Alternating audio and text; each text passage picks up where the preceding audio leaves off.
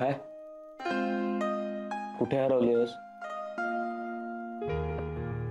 आज ऑफिसमध्ये जो प्रकार घडला तो डोक्यातून जातच नाहीये माझ्या. ऑफिसमध्ये पप्पा आले ते कळल्यावर माझ्या पायाखालची जमीनच सरकली होती रे. आणि त्यात तू आत होतास. माझी अवस्था काही वेगळी नव्हती. काहीतरी व्हावं आणि तू ऑफिसमध्ये येऊच नाही अशी प्रार्थना करत होतो. खरंच. आणि ते क्लायंट जेव्हा तुझे पप्पा नाही आहेत हे कळलं तेव्हा कितीतरी वेळ मी स्वतःची समजूत घालत होतो की ते खरंच तुझे पप्पा नाही आहेत. अजूनही ते सगळं डोक्यातनं जात नाही आहे तुझी. आज तसं काही झालं नाही म्हणून वाचलोय आपण. आज वाचलोय, पण यापुढे असं काही होणार नाही याची काही खात्री नाही. म्हणजे तुझे पप्पा आपल्या कंपनीचे जुने क्लायंट. एखाद दिवस ते खरंच आपल्या ऑफिसमध्ये आले तर.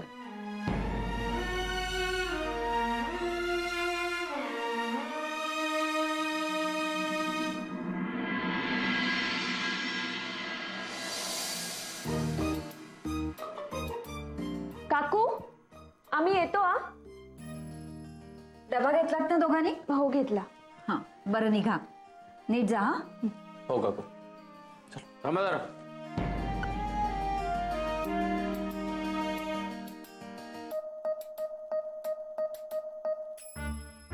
काय झालं काकू?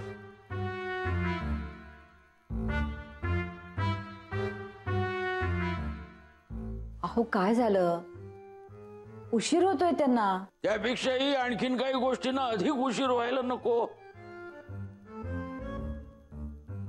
काका काय झालंय? मला तुझ्या सासऱ्यांचा नंबर दे जरा.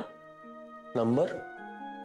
हा, मला जरा काम आहे त्यांच्यापाशी. हो आता त्या दिवशी काय बोलायचं होतं ते बोलूच झालं ना. आणखीन काही बाकी आहे का बोलायचं? काय उगाच बोलतोय मी का टाइमपास करतोय? हे काय नवीन काढलंयत काहीतरीच. कशाला हवाय तुम्हाला नंबर? हवाय सांगितलं ना. काकू, तुम्ही जयचा पहिला क्लायंट कोण आहे त्याचं नाव सांगितलं वाटतं. अगं जयच्या चेहऱ्यावरचं टेन्शन बघून त्यांनाही टेन्शन यायला लागलं म्हणून सांगितलं.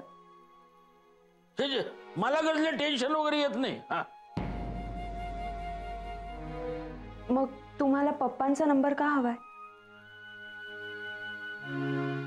काका, कितीही काळजी लपवण्याचा प्रयत्न केलात ना तरी ती डोळ्यात दिसते.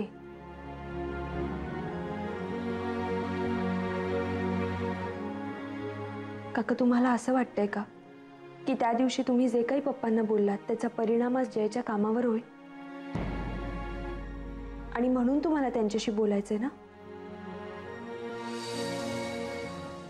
नाही तसं काही नाही, पण ते सहज बोलणार आहे मी. अच्छा, मग सहज असं काय बोलणार आहात तुम्ही? त्यांना मी असं सांगणार आहे की त्या दिवशी मी तुमच्याशी बोललो, जय शांत होता. नाही म्हणजे तो काहीच बोलला नाही आणि तो कधी बोलणारही नाही. पण मी त्या दिवशी खूप बोलून गेलो, त्यामुळे माझा राग तुम्ही त्या जयच्या कामावर काढू नका. म्हणजे हवं तर मी. नाही काका, तुम्ही असं काही बोलणार नाही आणि तुम्ही त्यांना फोनही करणार नाही.